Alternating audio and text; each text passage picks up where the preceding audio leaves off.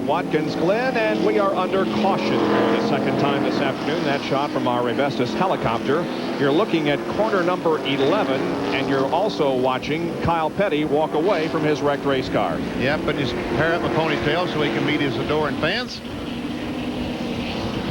And there you see the car in the tire barrier with some pretty heavy damage to the front.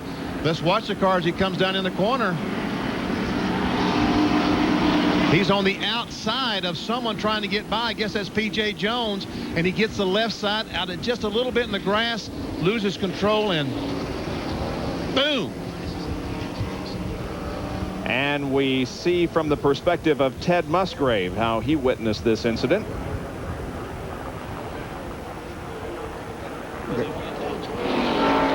There was definitely contact between those two cars, and Kyle went spinning into the tire barrier, but he's okay and out of his 400th NASCAR Winston Cup race. He looks like he's in a pretty good mood considering. Yeah, he does. Not sure I could muster a smile after that. The race car is not in very good shape. Pit stops coming up? I would think so, yes. We've been about 18 laps right now, so Jerry Punch, what do you think? Car's going to pit?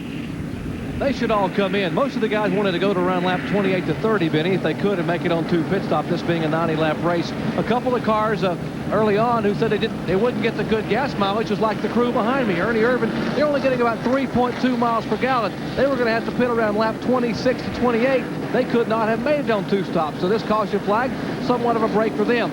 We will see a change, though, in the leader's car. Apparently, we are told the car is loose on the right-hand turns, which are the most critical turns here at Watkins Glen, and tight on the left-hander. So they're going to put a round of bite in the car. But we're also being told they may have an alternator problem inside the Valvoline Ford. Mark Martin says the car only showing about 12 volts. If he turns everything else off and don't pull off the battery too much, the car seems to run okay at low RPM. So we'll see what the crew will do as they bring him down for this first pit stop under the caution flag. Bob? The crew is at the scene of K.Petty's crash as the field is about to roll by it. Now they will enter the pits right here. They will make the right-hand turn into the pit area. Mark Martin will lead them down. 35 miles per hour. That's the speed limit on pit road today. And here they all come.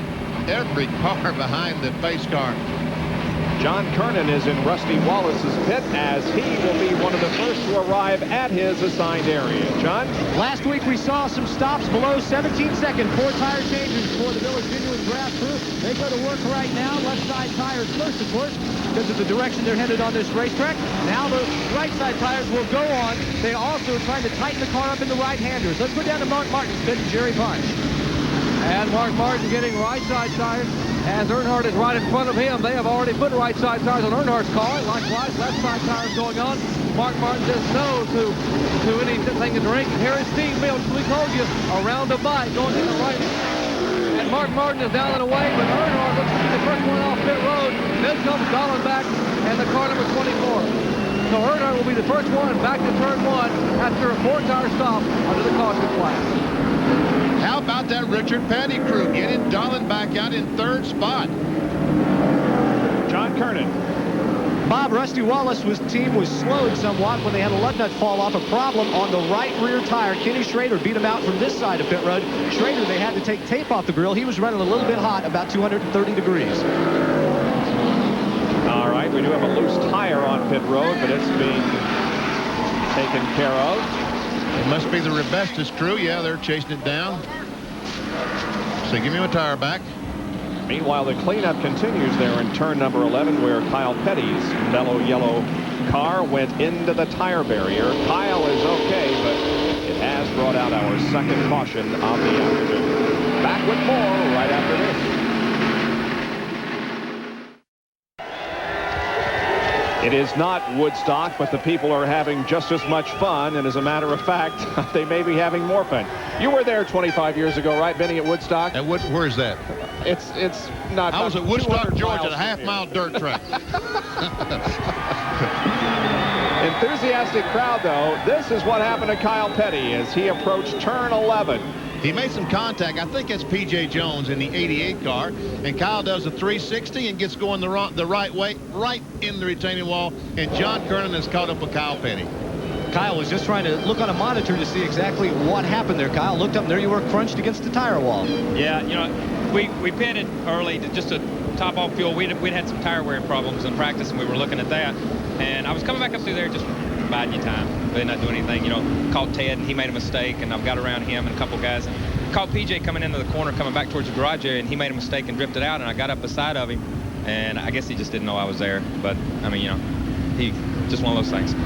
Well, Kyle, very disappointed. He'll be back next week, of course, working with us next Saturday in broadcast. Let's go down to Jerry Punch, who's with Steve Meal.